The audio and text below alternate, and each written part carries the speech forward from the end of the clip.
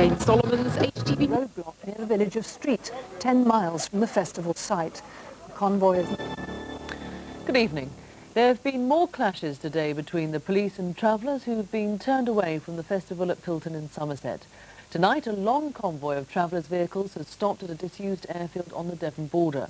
Police in Somerset appear to have thwarted any plans to gate crash the Pilton event. At Pilton itself, the festival has got off to a peaceful start. We have two reports. The first from Martin Palethorpe, who's been following the progress of travellers around the festival site. 3 o'clock this afternoon, just outside Taunton, and a graphic illustration as to why Pilton Festival organiser Michael Evis didn't want certain elements at Worthy Farm. Just half an hour after apparently bowing to police demands to move on, travellers broke into a field in an open act of defiance. Earlier in the day, it had been a case of all dressed up and nowhere to go. Hundreds of travellers and their vehicles corralled into a Somerset road 10 miles from the festival site, prevented from getting any closer without tickets. Mr. Evis's information to the senior police officer at the site is that he will not let you on, he does not want you there. As a result of that and the traffic chaos there is at Pilton, people who have got tickets going to the site, you will not be allowed to go. But a straw poll of travellers pointed overwhelmingly towards an attempt to break through the police blockade. I want to go, so put 2 more dashes down there. Put 2 more dashes, go. Me and Fen want to go. 20 miles away to the east of Shepton Mallet, a very different scene.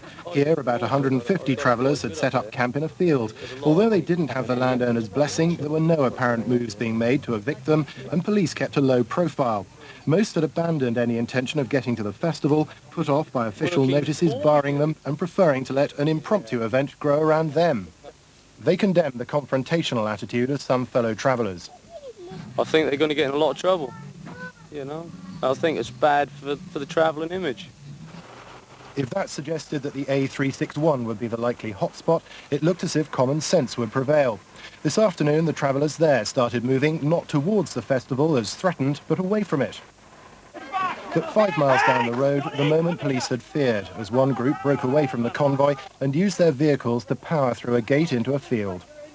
With the convoy itself backed up for nearly a mile, traffic on the main A38 came to a standstill for nearly an hour. After a tense confrontation, police began to get the upper hand. Several arrests were made as tempers flared.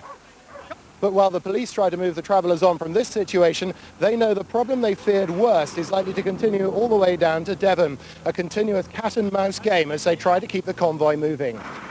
This evening, police are monitoring the convoy as it heads south towards Devon. Martin Palethorpe, BBC News West, with the travellers in Somerset.